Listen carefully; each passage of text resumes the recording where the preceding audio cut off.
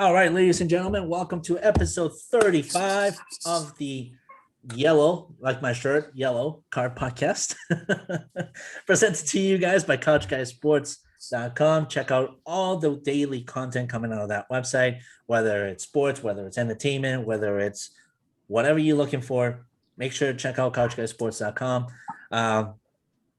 Your typical staff, yourself, your boy Diego, the DJ Galvis, our Liverpool fan, Mr. Chris Jones, who, we're going to get into that shortly. Keep my mouth shut.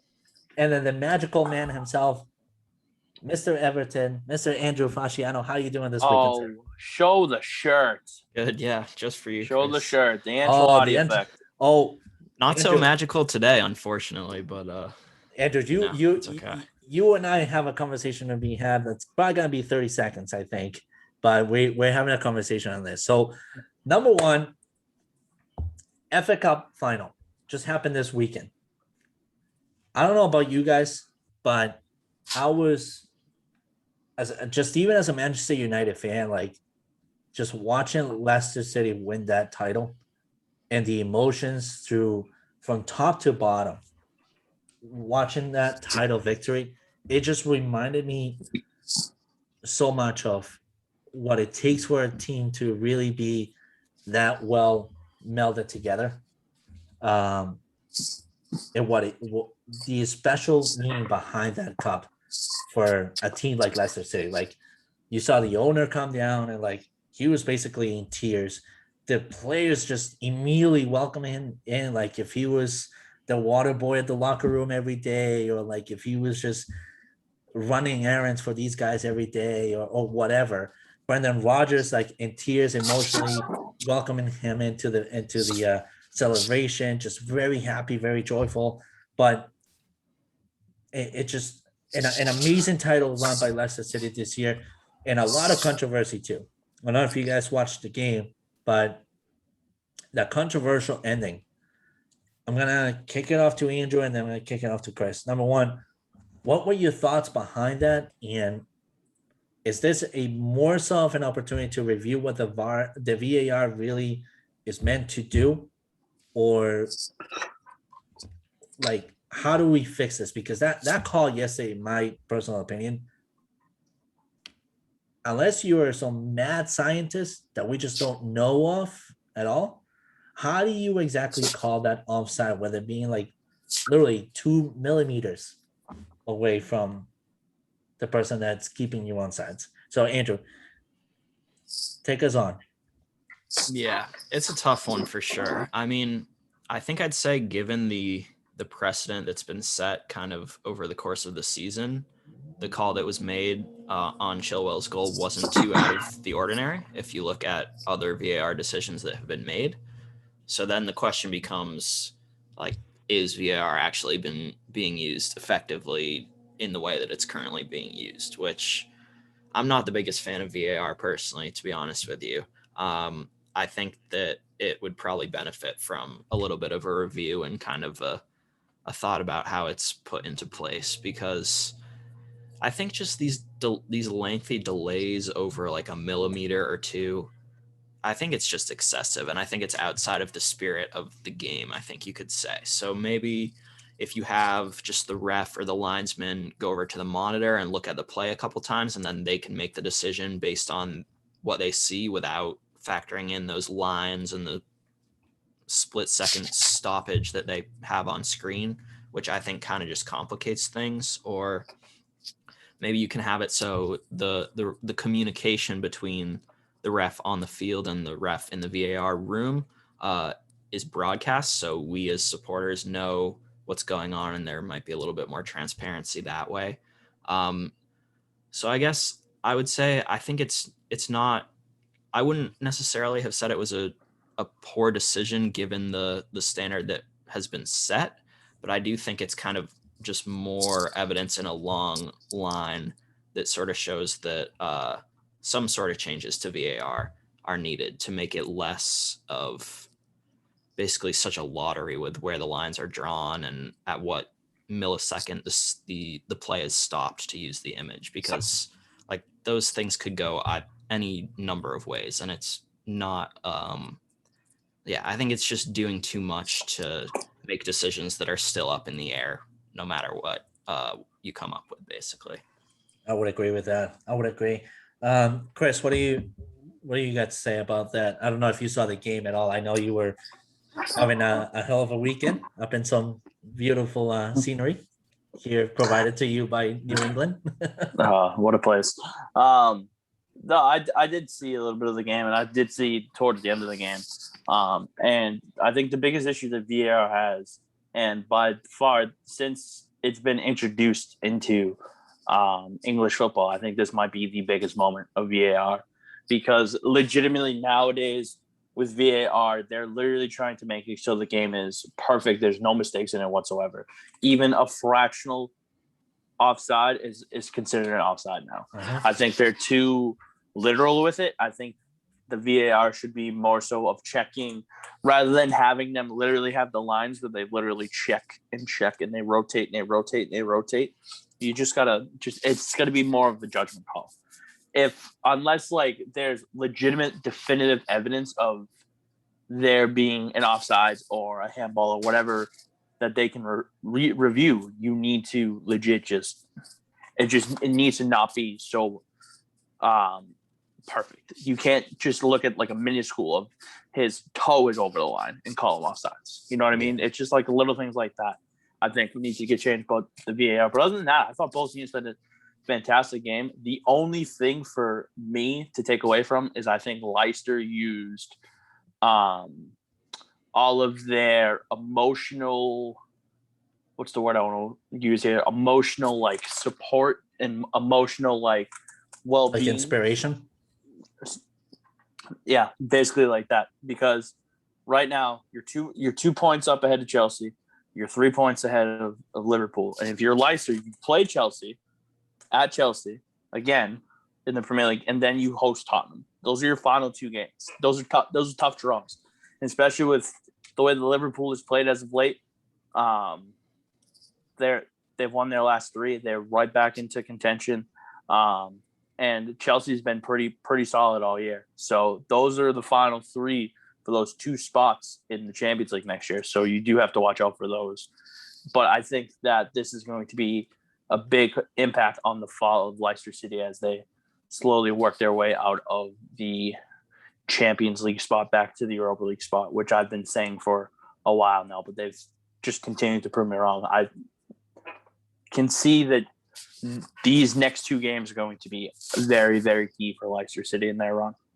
Yeah, no, I agree. And I think it's funny because we look at Leicester City and we look at, Leicester City, the first player that comes to mind is Jamie Vardy, right? But then we look at their depth, right? You got James Maddison, you got Yuri Tillmans, who is a massive dark horse throughout the whole entire Premier League. He's one of those guys that at the least suspected minute is ensured to strike. And I mean, he just did that at the FA Cup final.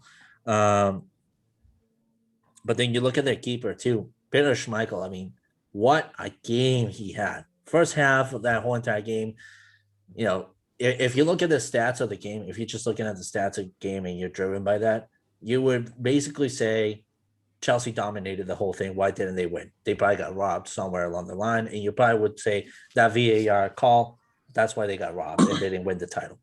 But then you look at the structure of the game in itself. First half, Chelsea was in full control and whatever, and Leicester City looked a little bit dormant.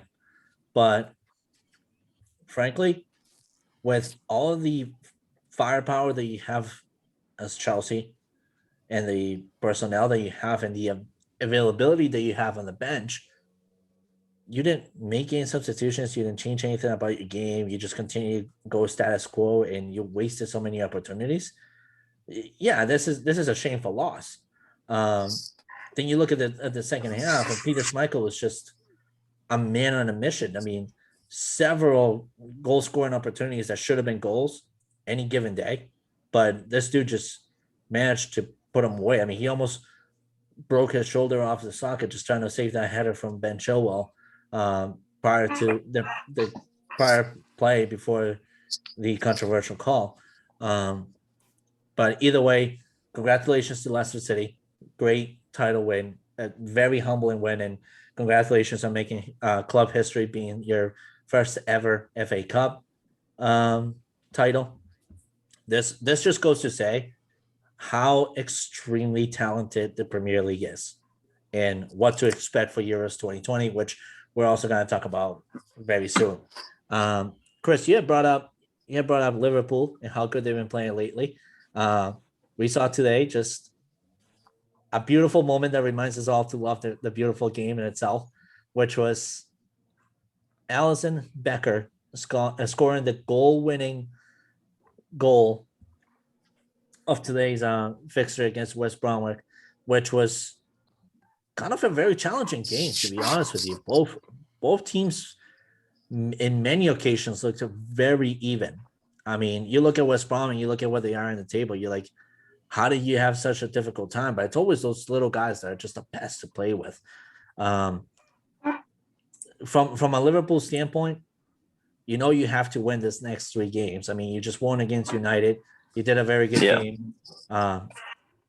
You just won against West Bromwich by the pure sheer luck of having Alisson Becker just be magnificent at heading goals. You know, what do you take away from this game, and where is your mindset as a Liverpool fan right now? I mean, personally, just looking at the lineup that they put out today, I understand that West Brom, like you said, is at the bottom of the table, but for them to run their 4-3-3 and not to have Wijnaldum in the lineup off the start out was kind of discouraging a little bit. I'm not gonna lie to you. Just by the way that the flow of the game is, especially with Diego Jota not in the roster at all. I don't think he's going to be on the roster the rest of the season, which is kind of disappointing because he has had a great campaign with them. I don't know. I just think if they want to be playing Champions League football next year, as long as there's no repercussions for the Super League, we're still waiting to see about that. But if they want to play Champions League football next year, they need to be on their A game these next 2 games, and they're going to need guys to step up. Sadio Mane's form as of late has not been great. I will not lie to you. It has dipped every time I've seen him play. So personally, in the next game, I would like to see them give either Shaqiri or Origi the start and let them get a feel for the game early. And if you desperately need Mane, have him off the bench. I just personally, we've won the last 3 games, but we need to be on our A game these next 2 games because all you need is Leicester to lose once and to have a better goal differential against them, and then you're right there. So, or even Chelsea, you need one of them to lose. So whoever loses out of the matchup earlier this week, I think it's Tuesday or Wednesday, whoever loses out of that, you need to win, and then you need to again win, and if you don't win, you got to hope they lose again. You know what I mean? So it's a tough stretch, but this next week in the EPL is definitely for the most part going to be very exciting. Obviously, I do think Manchester United has solidified themselves in Champions League already. I think they don't go lower than 2, especially with their schedule coming up. They need to be playing well against these teams. As you host Fulham on Tuesday, that should easily be a win. But we see how United has played against some of the teams at the bottom of the table, and then you have Wolves on Sunday. So you need to focus on those two, and then you can slowly work your way to the Europa League final, which we'll get into in a little bit. Yeah. But for me personally, if you guys beat Fulham, then it solidifies right there that you guys are the top 2 team in the table this year. Yeah, I mean the troubling part here for Manchester United though is if in the next 2 games we walk away with a record of a lose and a tie, we're screwed out of the second position if Leicester City wins both games. The other ugly part is we will be battling against Chelsea for that second place too, in terms of goal differential. If Chelsea wins the next 2 games and we just do a score of 2 losses, which could be a very luck there as well. So it's not over, but Manchester United needs to step up their game here, and it doesn't really help that their captain just went down with a terrible injury. It wasn't that big of an injury at first when the play happened, but now just seeing him on crutches and everything else, it's just like, oh boy, where do we go from here? But speaking of the Europa League, let's get into that final because we got two big finals coming up for European soccer. We got the Champions League and we got the Europa League. Let's get to predictions because we have a great final in the Europa League with Manchester United versus Villarreal. I've liked how Villarreal has looked so far throughout this whole entire campaign. I've also liked how Manchester United has looked throughout this whole entire campaign, not just from a Manchester United fandom standpoint, but just overall. Predictions, fellas. Let's get into it now. So, Chris, start with you, then over to Andrew, and then I'll wrap it up there. I mean, like you said, United at home, especially in the Europa League, has gotten the jump done time and time again. Obviously, my only thing was in their last Europa League game against Roma when they were up 4 goals in the aggregate, obviously, they didn't look too sharp against Roma, so that was a little bit of a worry for me. And Villarreal, Arsenal, it hasn't been the greatest all season, but when they've played in the Europa League, they've been very good, and Unai Emery got Villarreal to be where they needed to be in order to succeed to get to the final. For me personally, I would like to see Villarreal win just because I think it would be a better story per se. It's not a must win for Ole, but I think if he can get this trophy, it just progresses him up higher in stature for Manchester United fans personally. So I think that this title would be a big win for him, especially because they didn't win the Premier League this year. But personally, because I want to see Villarreal in the Champions League next year, I hope that they beat Manchester United. All right, over to you, Andrew. Yeah, I think it'll be an interesting matchup. I'm pretty happy for Unai Emery, to be honest. I think he had a pretty tough go of it at Arsenal, and I'm glad that he got a little bit of redemption there, beating them to get into the Europa League final. I think, like Chris said, I would probably say that the game is a little bit more important for Villarreal because they need to win to qualify for Champions League next year. Man United more or less has that wrapped up through the league at this point. My gut instinct is that Man United is going to take care of business and win this one, but I think it has the potential to be a back and forth game where both teams score. Maybe one team scores early and there's a comeback. So I think it's going to be an exciting game. I think Villarreal is going to not really hold anything back because they need to win to get the Champions League. But at the same time, I think Man United will also be really motivated because winning a trophy this season, I think, would be another great step forward for Solskjaer. So I'm excited for this final. I think it's going to be a good one. Yeah, for me, I love the Villarreal story. I really love that Unai Emery has kind of gotten that opportunity to redeem himself, especially after the terrible season that he had with Arsenal and how bad of a legacy he left behind in the Premier League with his tenure at Arsenal. But I think all in all here, some of you guys may think that this is not an important trophy for Ole Gunnar Solskjaer, but I think it is. Because if you look at it overall, you had a perfect opportunity to go deep into Champions League this season, but you screwed it all up.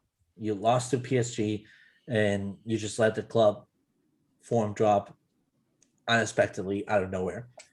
You lost the opportunity to win the FA Cup this year, which you had a clear chance to do so. You didn't get very much to closing things up and giving Manchester City a run for their money with the Premier League title. If you had won the last 2 games that you needed to win, right now Manchester City would not be proclaimed the Premier League winners so far. Yep.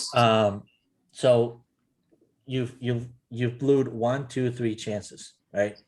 You also had chances last year as well to do so, and you didn't execute them as well. You got yourself out of the Carabao Cup very quick as well.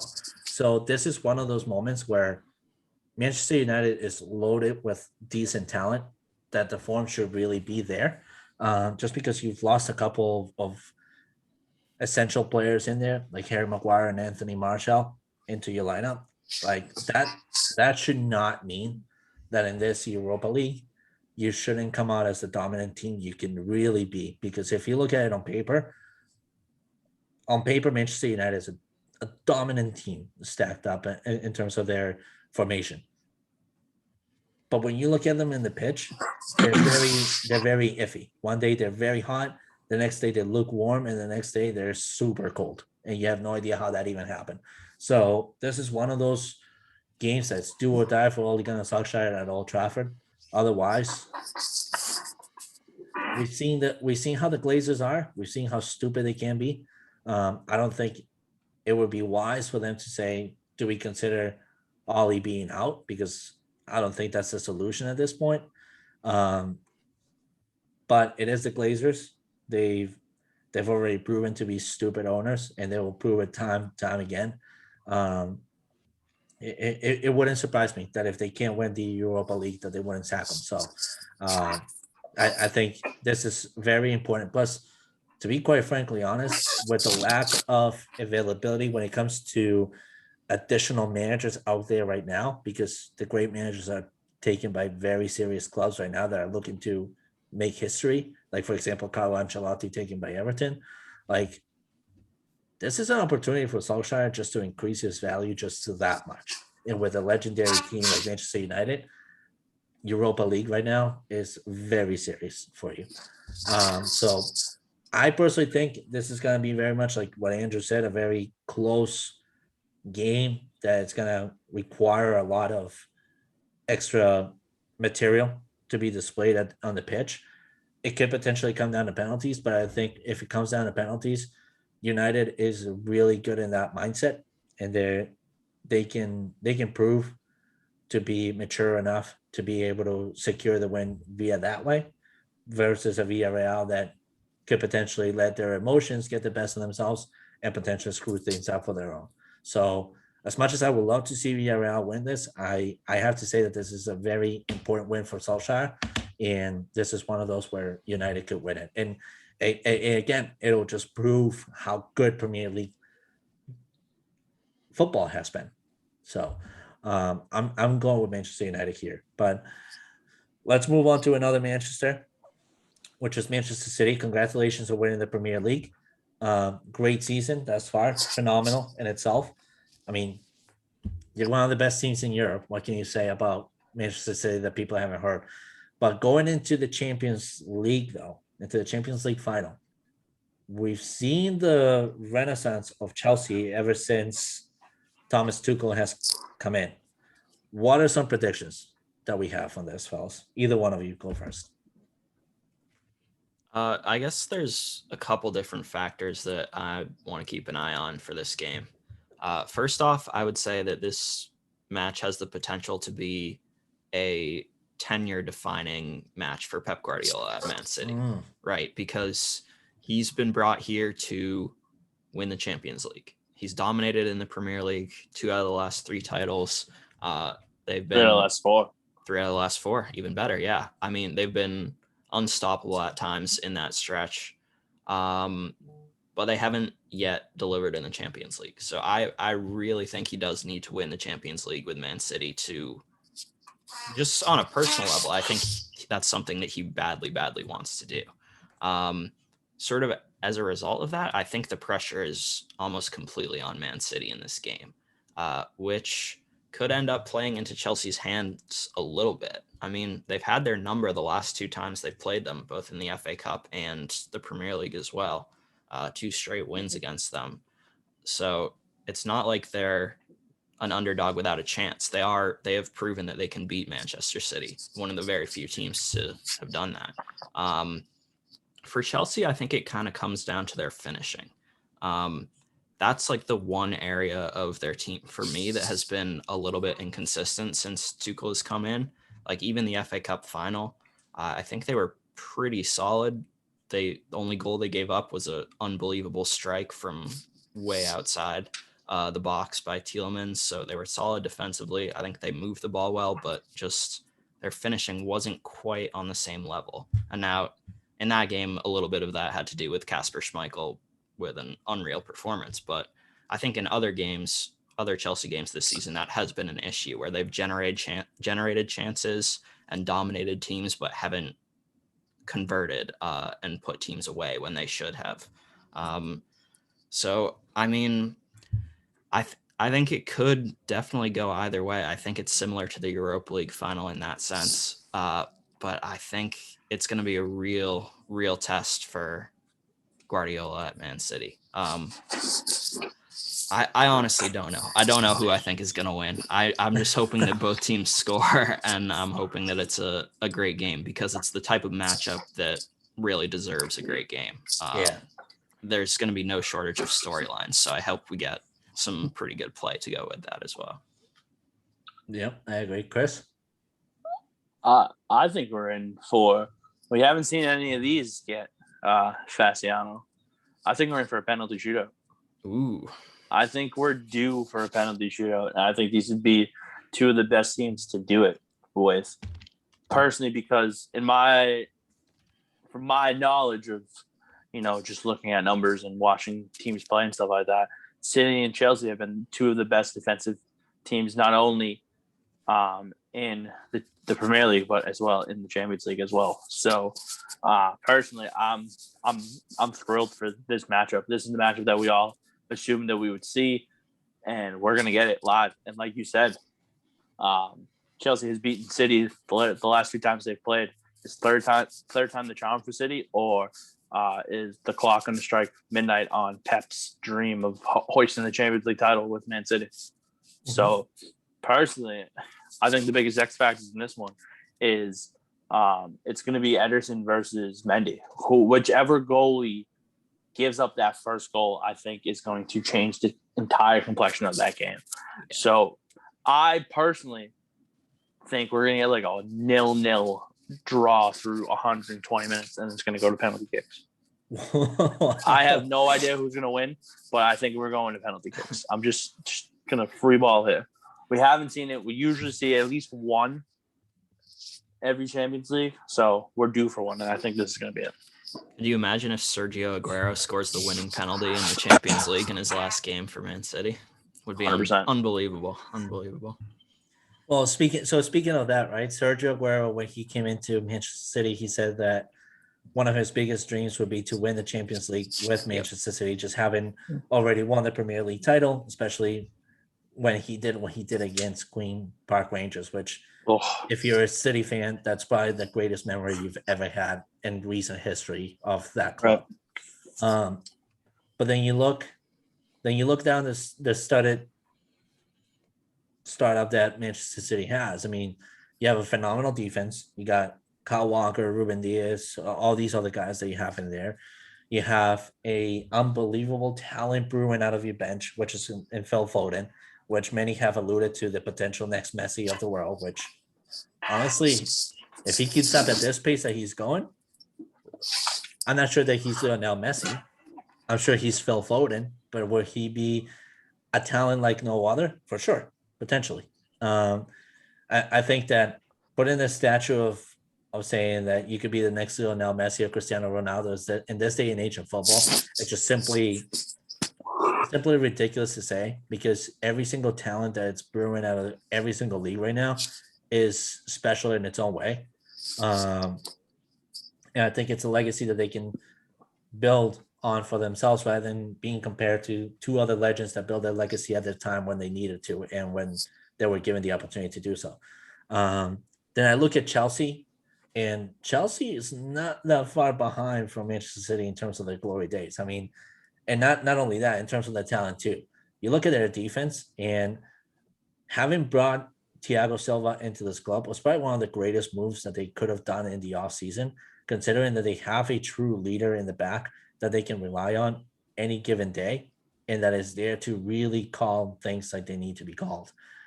In that 3-5-2 formation that Chelsea has played, Thiago Silva has just been incredibly reliable. It's almost like if you have a 4-5-2 formation at times because Thiago has done the work of two other people.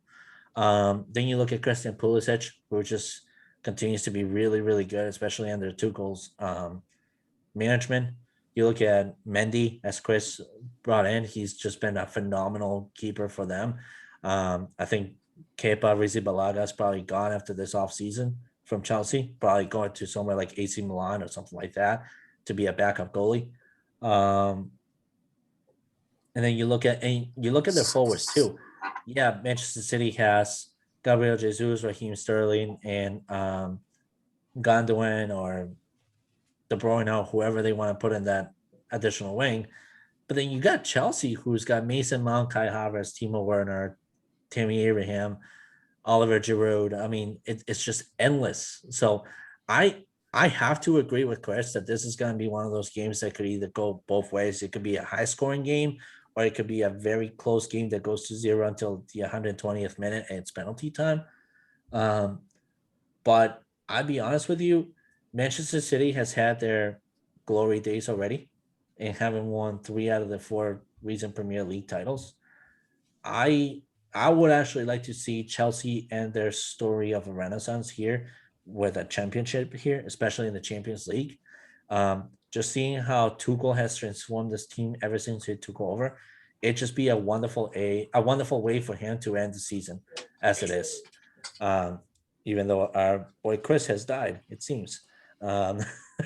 So for any of you watching or any of you listening, our boy Chris faded into darkness real quick, which I pressed the wrong button. I meant to mute and literally just stopped my video. There I am.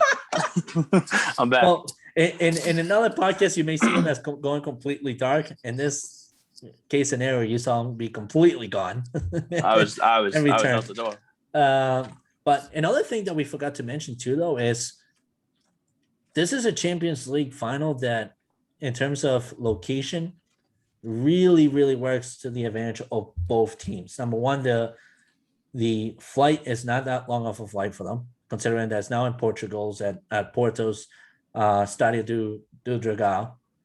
And it kind of avoids them from running any health risk, especially with COVID having been an issue in Turkey, which Turkey just became a country that was flagged in red for England's safety protocols when it comes to this pandemic. So all in all, personally, I really want Chelsea to win. Like we've seen almost the top 5 teams in the Premier League have an opportunity to win a title. Oh, there it is. He went dark. We've seen Manchester City win the Premier League. We saw Leicester City win the FA Cup. Also, Manchester City, like, you didn't need the Carabao Cup. You could have let that one to Tottenham and you still went ahead and won it. So I kind of really just want Chelsea to win this one just because of that. Like, stop being such a jerk off and hoarding all the titles. Like, yeah, we get it. You're an extremely great team. But like the Carabao Cup, man, come on. That was Mourinho's like goodbye present. And you still didn't let him have a goodbye present. Have fun in Roma, Mourinho, by the way. I wonder how he'll do over there. I really wonder how he'll do. But speaking of people that have left their corresponding clubs, just this past 24 hours, we've learned that Zinedine Zidane has made his decision, and it's done decision according to Goal.com and many other sources, that he's spoken to players and he has confirmed that at the end of the season, which is 8 days, I believe, he is leaving Real Madrid. Number one, I couldn't have called this one for the life of me if I wasn't so much of if I hadn't been as devastated as I've been as a Real Madrid fan since 1995 as I've been this season, considering that Real Madrid let go of phenomenal talent that has blossomed in other areas. Like James Rodriguez has blossomed in Everton. Alvaro Morata has been doing his own thing. Where why am I drawing a blank? Whatever. Who'd you say? Alvaro Morata. Oh, he's in Juventus. Juventus, yeah. Why? I don't know why I was drawing a blank. He did his thing in Juventus. Martin Odegaard, like I was about he's to say you best be talking about Martin Odegaard. like Martin Odegaard just had a conversation this afternoon with Mikel Arteta, which was announced that he wants to stay with Arsenal moving forward to next season. Like, talk about washing away great talent that's blossoming elsewhere, and the decision factor was you, Zinedine Zidane. You blew it. You had it. You blew it. Then you look at the form drops of Isco, Marcelo Vieira, Sergio Ramos, who wants out of Real Madrid. When you know that your leading captain for many years wants out, that's when you know you have some serious management questions to answer. So that's two, right? And then Courtois has been incredibly pathetic as a goalie for Real Madrid, especially this season. The start of the season was by far the worst I've ever seen a Thibaut Courtois. And then last but not least, the biggest bust signing there's ever been in recent history of Eden Hazard, who hasn't even played a full season for your club, and you're paying him money up the wazoo. Talk about a mockery, and talk about literally just blowing away an opportunity to make a very powerful Real Madrid team and blowing it all away. So that's why, making the decision that he's going to be out of the club, it almost comes to me as like, and I don't know if you guys would agree to this, but it almost comes to me as like he's doing himself a favor rather than being sacked at the end of the season. Because don't get me wrong, Florentino Perez also blew it this season, considering what he wanted to do with the tragedy was going to be the European Super League. But like, come on, how do you as a manager let go of those talents that I mentioned and also drop the form of significant people in that staff? Like Marcelo Vieira isn't just some random guy that you just picked up from another club and hope that it worked out. Like, the guy has been the backbone of that team in the back four for many, many years. And in fact, almost a deciding factor for some of your championships. How is he now in the bench? He's just a bench warmer at this point. So anyways, Zidane announced that he is out. I just recently on couchguysports.com, like I said, check out Couch Guy Sports, recently put out an article of who I think could be replacing, but also back in December, I offer some opportunities. So check them out. Chris, Andrew, who do you think could be a replacement there? Andrew, this is the part that I wanted to talk to you about real quick. You do know that Carlo Ancelotti has been resurfacing as a potential bring back to Real Madrid, right? I actually didn't know that. So that's the first time I've heard that right now. A couple of sources. One of them I don't rely heavily on because it's BBC's gossip column, and BBC is just as fake as anything else. But another one was a couple of blogs out of England that have kind of called previous moves lately, and I'm just like, I really hope that's not the case, considering that me personally, I actually want Ancelotti to stay in Everton. I think his project is now finished, and it could be finished next year when he rebuilds that team to what he wants to build it. But in your opinion, though, you know Everton better than any of us do. Could it be that maybe he said, you know what, forget it, I don't want to be here? To tell you the truth, I would be pretty surprised if that happens, just because I think if there's one thing about Ancelotti that we've learned sort of over the course of his career is that he's really a stand-up guy and a man of his word. And he's talked at length about how he wants to see out his vision here. So I personally would be pretty sad if he left after this season to go back to Real Madrid. And I would be pretty surprised as well, because I think with the way that he's talked about the club and the way that it seems that he's adjusted and fit in with the community, it seems like he really gets what Everton Football Club is about, and he wants to help make a difference. So it would kind of be a little bit of a betrayal in my eyes if he then went, which is why I don't think he would do it, because I don't think he's that type of person necessarily. So that's my initial reaction. One interesting name that I've seen floated around on Twitter, I think Fabrizio Romano mentioned him, was Massimiliano Allegri, who I think is a guy that you two know a little bit more about than I do. Obviously, he did a great job at Juventus for a while. I think he did a great job. Unfortunately, when you have your owner, your mentality, and the vision that you have collide against one another, you get the result that you got. I mean, let's not kid each other around either. He was probably the main centerpiece that got Ronaldo back into Juventus. So, but then they butted heads when he was the coach with Ronaldo. But yeah, well, yeah, exactly. That's why I'm saying like it was a sword that kind of worked on against him and against himself. It got him stabbed right through the chest. There's been two names that I've seen that I think would kind of be maybe better fits than Allegri. Like Raul Gonzalez would be a good one. He's reading my article.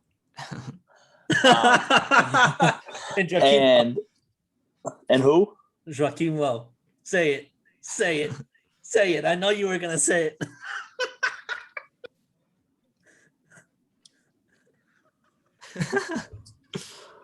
Funny thing was all over this one. Funny thing was I wasn't reading his. I was reading something else. And those were two names that I saw.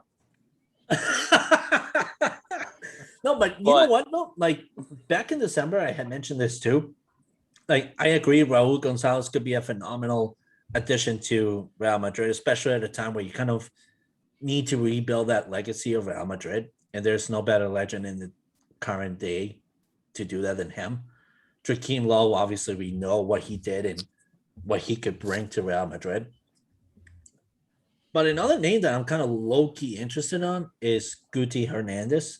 We all know how good Guti was when he was playing for Real Madrid. I mean, the dude was a combination of James Rodriguez and Luka Modric for Real Madrid for many years. I've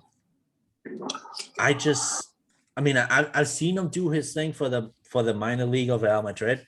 I'm not sure that he could be that person to take that step, that big of a step. I mean, I feel like it would be a failing move, kind of like what Frank Lampard was for Chelsea. But Raul Gonzalez, I don't know, man. There's something about the guy I'm heavily interested on. I don't know. I think Real Madrid has a lot more roster worries than worrying about their coach, to be honest with you, because you're going to lose probably your most successful center back partnership ever in Varane and Ramos. Mm-hmm. Marcelo's slowly on his way out. What are you going to do with Isco? You got to renew Lucas Vasquez because he's been great for you this year.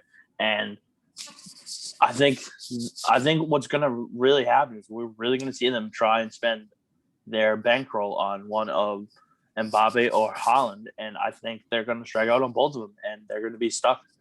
And I think what they're going to do is they're going to listen to anything that anybody will give for Eden Hazard because he's played 30 games for them in the La Liga since he's come over, and it hasn't been great. So for a guy who once was labeled as one of the best players in the world at one point during his time with Chelsea, they're desperately looking for potential upgrades for that team next year. Not only that, but like if you look further down the line, right? Toni Kroos, almost on his last season, potentially. Luka Modric, same exact thing. Karim Benzema, likely to one out as well. And he's being eyed by many teams as a potential forward replacement. Like Bayern Munich is set to be one of the teams that's looking at him as well to join Robert Lewandowski, who could be on his way out as well because of a potential retirement. Then you're looking at Marco Asensio, who's being eyed by AC Milan. Like, you got a lot to do here. You got a lot of work to do here. And I think for any manager to step up and take that position right now, it's almost like you're shooting yourself in the foot because Florentino Perez, we all know how he can be, the jackass that he can be. And his expectations are probably going to be so high and so out of this world at this point that I'm not sure if there is a real head coach that could save that team right now. I think Zidane is walking out knowing that he did enough damage to a club that it's gonna take a long time to repair. I think if anything, Real Madrid's probably at a worse situation than Barcelona was last year. No, I agree. I mean, don't get me wrong. We're still waiting to see what Messi's future looks like. But for La Liga, personally, this race between Atletico and Real Madrid is going to be unreal. As Atletico has 2 points at hand, they have one more victory than Madrid does, and Madrid is playing Villarreal, and Atletico is playing Valladolid. So that race down the line also is going to be exciting, especially if Real Madrid somehow manages to win the La Liga. They're going to not change much, but if they don't win La Liga, that's when the pressure will be on. So And we'll see what happens. And speaking of excitement coming with La Liga, ESPN is set to be the next chain that will own the rights for La Liga starting next season. So talk about building that excitement back up, because being sports, good God, did they drop that very quickly. I mean, you had maybe 1 or 2 good years, and then the rest, I don't know what happened there. But last and not least, we got Revolution coming out very soon to play against the Columbus Crew. Speaking of the Revolution, the defending champs, the Columbus Crew, by the way, we could put that on the record. Yeah, and a rematch of the Eastern Conference Final, basically. Just looking at the Revolution start of the season thus far, though, boy, am I really excited about what they could do this season. So far, right now, sitting in the 4th place, tied in points, just a few goal differential matters, but when you look at the scheme of things and how Revolution has played, my God, are they just a whole new animal. Just the signings that they brought in this offseason have really worked out very well for Bruce Arena's advantage. They have embraced the culture here in New England very well. But then you just look up and down the whole entire lineup, and you just surprised at how good this team really looks. So, Andrew, I'm gonna kick it off to you. You're I'm sure you follow the Revolution far more than maybe I have so far this season, or maybe we follow them equally. But what are your thoughts thus far coming into this match, considering that they literally just actually went into Philadelphia and tied against probably one of the toughest teams to face in the Eastern Conference when it comes to facing them at home, which is the Philadelphia Union. What do you think coming into this match? Yeah, I think it's another decent chance to pick up points against one of the teams that theoretically you'd think would be there among the cream of the crop in terms of the Eastern Conference once it's all said and done. Columbus, as you said, defending MLS champs, defending Eastern Conference champs. I think I need to see a little bit of a bounce back performance from the Revs tonight. Mm-hmm. Obviously, last week or Wednesday in Philadelphia, they scored that late goal with Teal Bunbury and then immediately gave up a goal and went from winning that game to drawing that game. So that's a little bit of an emotional hit, I think you could say. And then plus also the game before was a little bit of an ugly one where they lost 2-0 to Nashville. It's early in the season, so I wouldn't be panicked about that or anything, but I think it's a good reason to come out punching tonight and make a little bit of a statement, especially in your home field. I think a win tonight would be really big in terms of trying to secure one of those top 4 spots in the Eastern Conference looking at the playoffs. I agree. And I think, actually, correct me if I'm wrong, but isn't Columbus not doing very well this season? Aren't they currently like in 8th place or something like that in the Eastern Conference? 11th. Actually, 11th. They're 11th. All the way down in 11th. So, I mean, this is a potential good bounce back performance for the Revolution, a much needed bounce back performance. Chris, have you been able to watch any at all of the season? I know you've been busy with a couple other things, but have you been able to watch the team thus far? I haven't really gotten around to getting big time into it as of yet. But with the next couple of weeks of where they play and the time slot that they play and what I'm doing in that time slot, I definitely will be able to catch them playing. So I'm excited to see them. And I'm also going to be attending a few games in the summertime and the fall. So I have that to look forward to as well. But from what I've read and what I've heard, the team looks good. With the only bad performance being at Nashville, I think. Other than that, they've looked good the entire way. I mean, the draw to Chicago at the start of the season wasn't the greatest. We've talked about this off camera, but then they played well against DC United. They played well against Atlanta. I think their big thing is they're at home tonight. They've won both games at home. So I do see them winning again. But I think for them, their big thing is they're going to have to win on the road at some point this year. They've yet to do it so far. 2 draws and a loss so far on the road. They need to be a better road team in order to be able to contend with the top teams in the league. Yeah, this team right now, the way that they're playing, in a way they sort of resemble what Everton looked like at the beginning of the season, with James Rodriguez being that creative piece and Carlos Gil being that creative piece of the attack for the Revolution.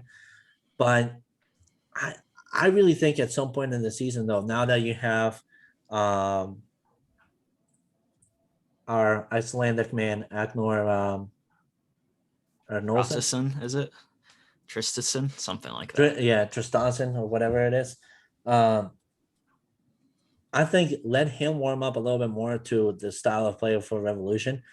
And he could be the additional creative piece that Carlos Gil desperately needs in the midfield for the development of the offensive attack, because lately Gustavo Bo hasn't really been looking all that powerful as he looked last season, but I think it's just a matter of time of getting that creative mindset really rolling instead of just through one single avenue, which currently is Carlos Gil, who, let me tell you, that dude has taken some serious knocks as of late, especially in that physical game against DC United and even against Atlanta. I mean, that game was atrocious to watch officiating wise, considering that there should have been plenty of red cards given out that game against Atlanta.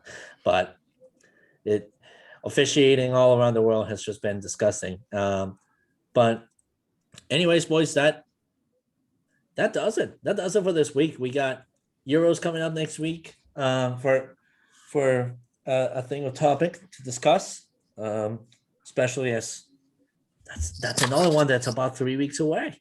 It's about 3 weeks away from beginning. So sneaking up. Make sure to check out Couch Guy Sports for more content on the Euros 2020 coming up, players to watch, who to watch, and whatnot. I'm sure the boys here from the Yellow Card Podcast will have a lot to say about that. Check out, like I said, Couch Guy Sports. Check out the store, couchguysportshop.com. And last but not least, please make sure that you're following us on Twitter @PodcastCard. Until next week, we'll see you guys very soon.